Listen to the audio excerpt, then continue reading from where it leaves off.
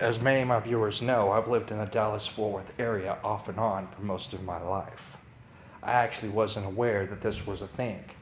Now, you all know that Dallas has been in the news in a big way lately because of all the police officers that were taken out. As we've seen, police officers have been getting ruthless and shooting people all over the country. Now, keep in mind at the same time, they're dealing with the scum of the earth on a 24/7 basis. Now, what they're talking about in this article here is there's a civil trial that's been going on since the early 90s. And the first sentence says it all right here.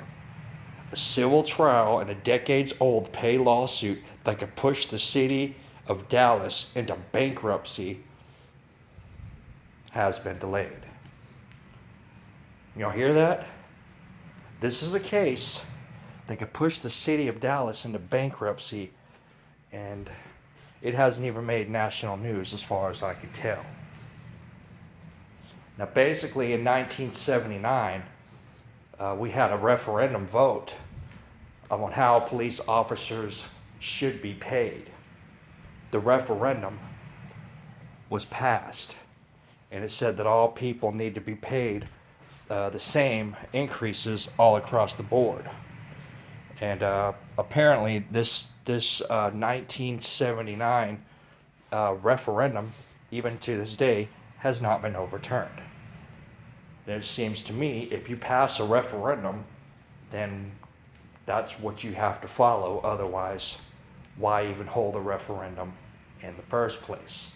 And so now all these cops and all these fire department officials who aren't getting paid along the guidelines of what the referendum says has been going through this process of suing the city of Dallas.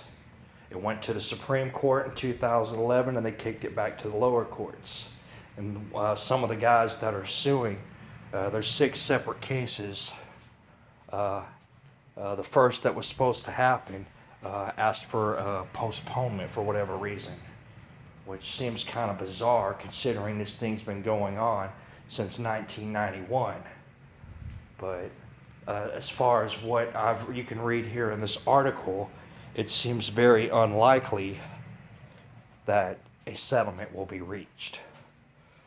So I guess we're going to have to see what happens with this, but a jury's going to decide if there's billions of dollars involved in this case of having to do with pay and having to do with pension funds that are $2 to $3 billion short.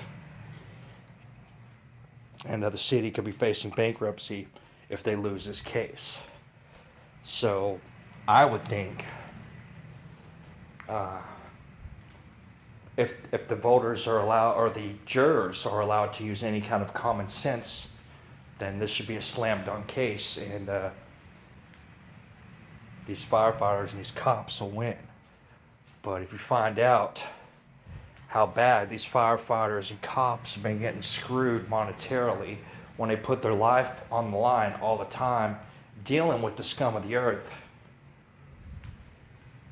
it's kind of a little bit easier, not acceptable, but now you kind of get the idea of why these guys are all getting crooked and taking whatever extra money they can, So, because as you can see, we got trigger-happy cops all over the country.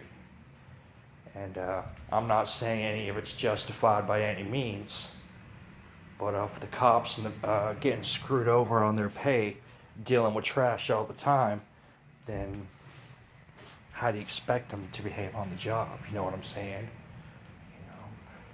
It's like expecting people who make $7 an hour to care what your cheeseburger at McDonald's tastes like.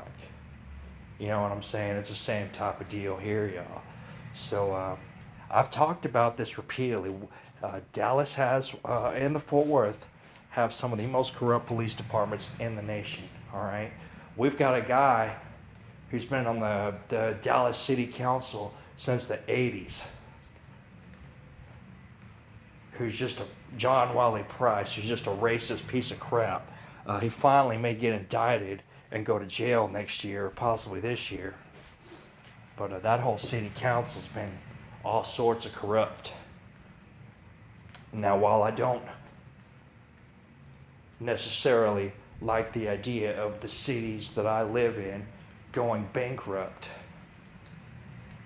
there's one thing I've learned, y'all. You reap what you sow. So this is something we'll keep an eye on, and if any of these cases start going to trial and I hear more about it, I'll keep you guys updated. Anyways, you guys take care.